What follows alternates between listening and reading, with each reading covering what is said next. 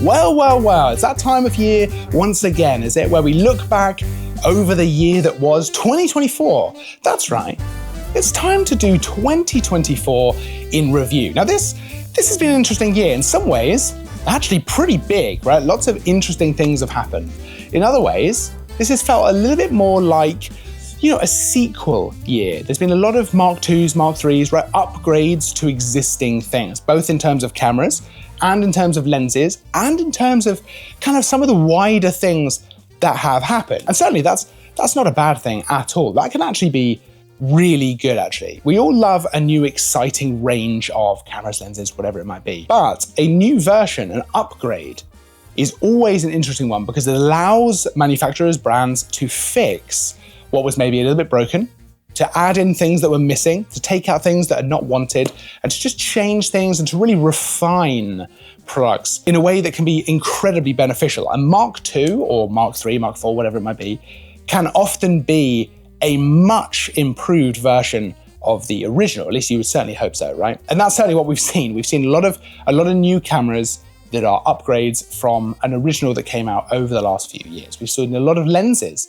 that are trending towards being a lighter version of something that already exists, a smaller version, or in some cases, a bigger but more versatile and brighter version. We'll get into some of that in a bit. AI obviously continues to be a massive thing in the photography space, and absolutely that's moving into the video space as well. It continues to completely fascinate me and also scare me a little bit. But even in the AI space, we have seen more perhaps of iterative upgrades to it. So things like the Adobe AI suite, so generative fill, things like that has been kind of updated, upgraded, improved. It runs faster, there's more options, it's moved into Lightroom, not just Photoshop. But we haven't seen the massive explosion of it that we saw last year, which made it a massive headline. It's still very interesting. It's still incredibly useful in situations as well. And it still absolutely presents perhaps some slightly scary situations. Of course, we had a little bit of an issue earlier in the year where one of the big news stories was that Adobe might be kind of spying on what you do. They might be looking at all of the things you're working on. There was the concern that they were using your work to train their AI. Now, a lot of this has been kind of sorted out, but that certainly, I think, highlights how much there is a bit of concern, quite a lot of concern, in the industry about how is AI going to be used. And Adobe themselves have actually taken steps to try and address this, right? So in Lightroom, we've seen the addition of being able to put content credentials on your photos. And you can actually specifically have in the metadata how much AI has been used or whether it has been used at all, which is, I think, a great step in the direction of being able to authenticate the use of AI, which is probably the scariest thing. We all remember last year when photo competitions were being won by images that weren't photos, they were completely artificially generated, right? That creates a little bit of a scary situation. But we're still in that situation. We're going to have to wait and see exactly what's going to happen. But I know this for sure. It certainly has cut down a lot of the time it takes me to do things like make YouTube thumbnails, right? To edit certain things. There are situations where it's incredibly handy. If you're doing wedding photos, let's say you're outside, you can't really control the environment, you do it to the best of your ability, you get back to edit, and you find that there's just a slightly unpleasant thing in the background, a bin, for example. It's easier than ever to just remove that from the photo. It doesn't really affect anyone, it's all good, everyone's happier at the end of the day. Now, you could still have removed that bin in the past, you'd use clone stamp tool, you'd use spot healing, you'd just do it a bit more manually, and the AI is just speeding that up. I think in that sense, the AI tools we've got and that have been refined this year are fantastic. They're such a useful way to just speed up workflow. But we're gonna have to wait and see how some of these updates and these upgrades will affect things. I mean, for example, this year, Adobe introduced the ability to add a completely new background. You can remove the background of your photo and you can add a completely new one in, for example. And that is perhaps a little further than we were just talking about before. Before we jump into the rest of talking about this year, I'd love to know your thoughts on AI. It's so interesting to me. Everyone has a slightly different opinion. So let me know in the comments, what do you think about the use of AI? Do you use it at all for your photo editing, to clean things up, to just speed up your workflow? Are you using it for the full generative purposes of completely changing images? I think it's really interesting. I just wonder where that line is that we can still call it photography as opposed to digital art. Let me know. I'll be super interested to know. Okay, let's move on to talking about some of the big stuff that came out this year. Now, like I said earlier in the video, this has very much been a year of the sequel, right? We've seen a lot of the new versions of camera. And earlier in the year, we saw the new OM system, OM1 Mark II, which is a great upgrade on the original OM1. I loved the original OM1, and the OM1 Mark II just improved on that as well. It just made it a better camera in terms of quality of life stuff, the way it handled, the way it performed. Everything is just trending to having this ridiculously good autofocus.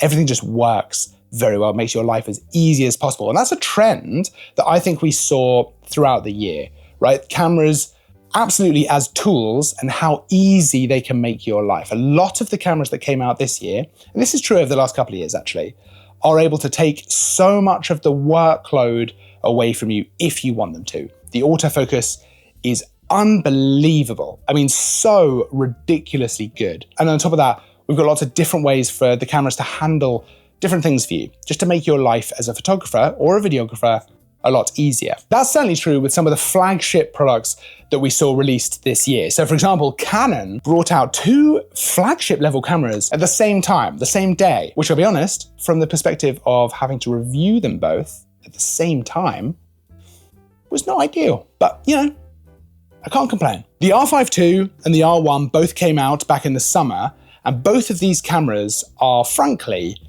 ridiculously great. They are just amazing tools for slightly different jobs. The R5 II focused more around kind of all-rounder stuff, right? It's just probably one of the best hybrid cameras I have ever used for pretty much all photography that I would ever want to do, and video as well. It is an incredibly exceptional camera. And the R1 is just pointed a little bit more towards your sport and your wildlife. I'll be honest with you, it's still a fantastic all-rounder hybrid camera, but it does have that more specific feel towards the sport world and wildlife as well. Another flagship level camera that we saw this year, of course, was the Sony A1 II. Again, another Mark II of an already existing fantastic camera. And again, this one just absolutely adds to what was already fantastic. The A1 was a great camera. The A1 II, even better. And again, similarly to the Canon R5 II, I've got to say, this is one of the best hybrid cameras I have ever used. I would really struggle to pick between those 2 cameras. I shoot on Sony all the time. I'm shooting on A7 IV right now. The A1 II is just a fantastic bit of kit, and I would love to get my hands on it again. Now, sticking with Sony for a second, we also saw the new ZV-E10 Mark II. And while it's a vlogging camera and maybe not normally something that I would include in the kind of wrap up of the year, I've got to say, within the ZV range, which there's a lot of cameras in that range now, they've been coming out nice and quick. The ZV-E10 II is probably one of the first ones. I did really like the ZV-E1. The ZV-E10 II is probably the first one that really feels to me like it has the makings of a proper camera, right? That can be also used as a vlogging camera or a content creator camera. I think that it's able to blur those lines really well and actually work with you however you want to use it. Right? If you want to use it as a vlogging camera, let the camera do all of the work. Auto exposure, autofocus, all the stuff. Fine, the camera will do it and it will do it really well. But if you want to use it more like this, absolutely fine as well. The camera can do that, no problem. So you've got a lot of options. It can kind of grow with you and you can allow it to take over, or you can take over if you prefer. Okay, moving away from Sony now. Earlier in the year, we saw some big stuff from Fujifilm. We saw the X100VI, which frankly is just such a lovely, lovely camera to go out and shoot with. It's your kind of everyday all-rounder camera. It's small, it's light, it just pops in your bag, no problem. A really wonderful experience. It really puts the fun back into the photography, I think, because it's just something you take out to enjoy your photography. And then at the other end of the scale, we saw the GFX 100S II, a medium format camera, although Fujifilm call it large format, and understandably actually, because it's 102 megapixels. Now again, it's a new version of an existing camera, right? GFX 100S. This is the GFX 100S II, but it really feels like a massive upgrade. And we took this out, we actually did a bunch of wildlife shots, which is not something I ever really expected to do with a medium format camera. And it worked incredibly well. The autofocus was great. The speed of the camera was surprisingly really good. I was a big fan. It kind of stepped out of that slight shadow that medium format has, where you think of it as a very specific type of camera. Actually, the GFX 100S2 feels like you could use this for pretty much whatever you want, but you're just going to get that medium format quality, that's huge. I mean, that is absolutely huge. We also saw a couple of new cameras from Panasonic. The S9, which borrows an awful lot from the S5 II, but in a nice kind of small, compact body. And then the GH7, which again is a new version of an existing camera, right? We saw a new version again. And the GH7, it takes a lot of that autofocus stuff we saw from the S5 II, which works really well, makes it a much easier camera to use, especially if you're a solo videographer.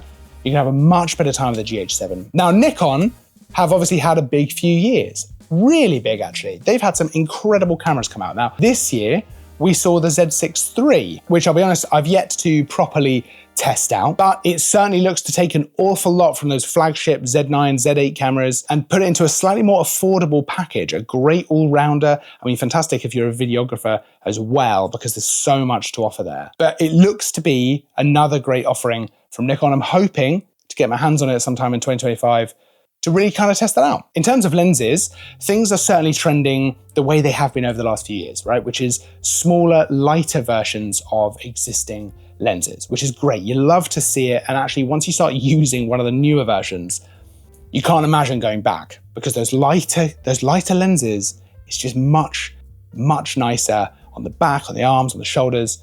It just makes for a much more pleasant shooting experience. On top of that though, we've seen some pretty interesting lenses coming out as well. Canon bringing out a 28-70 f2.8, which is very similar to a 24-70 f2.8, but of course, it's a bit cheaper. It's a bit more affordable. It's a bit lighter. You love to see it. Sony brought out the 28-70 f2, which is also a super interesting lens, a little bit brighter, a little bit like a 24-70, but a bit brighter. And Sigma brought out their 28-105 f2.8. Now, we have seen that focal length with that aperture before, but it's great to see more options coming out. Lovely, super versatile lens to be using. Otherwise, we've seen new primes from Canon, from Sony, from Sigma. There's actually been loads of lenses released this year, but another one that really stands out to me is actually the Fujifilm GF 500mm. Now, I appreciate it's a little bit more niche, right? Because it goes on the GFX system.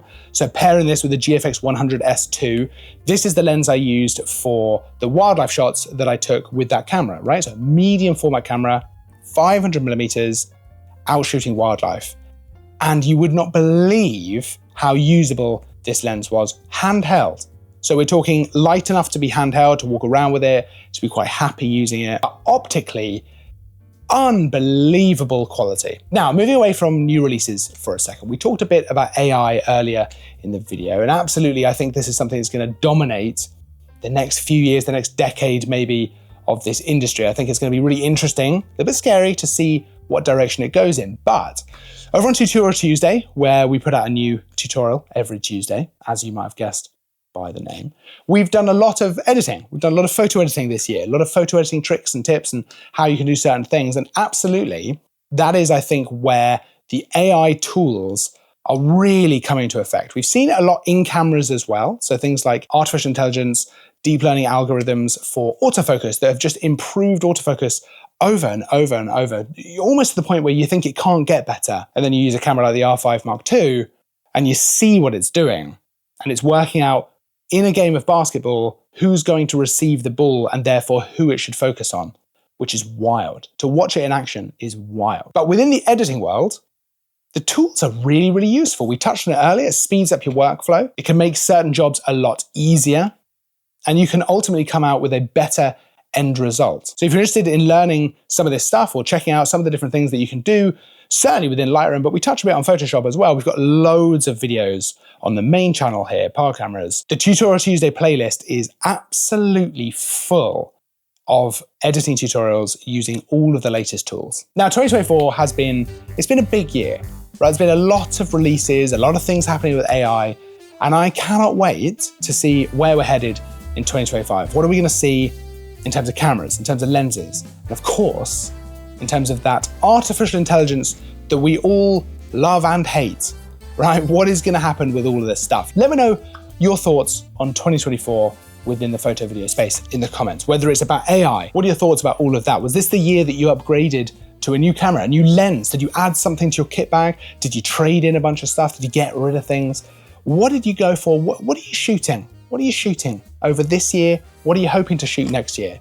Anything interesting coming up? I'd love to hear about it. We've got a great community here on this YouTube channel, and I love hearing from all of you in the comments. So absolutely let me know all of your thoughts. Of course, I'll pop links to all of these different products that we've been talking about down in the description, so you can check them out for yourself. Make sure to like the video if you enjoyed it, but also to subscribe. And I'll tell you why, because there's going to be loads of videos coming your way over the next year, over the next however long. 10 years? I'll go as long as you guys watching. I don't even know what I'm saying. Because there's going to be loads of videos coming your way over the next year before we get all the way to 2025 in review. I will see you in the next video. If I haven't said it already, which I don't think I have, it's been a long video, I'm not gonna lie to you. Merry Christmas, Happy New Year, and I hope you're having, whatever you're doing, I just hope you're having a lovely time. I will see you in 2025 for more of all of this. And as always, thanks for watching.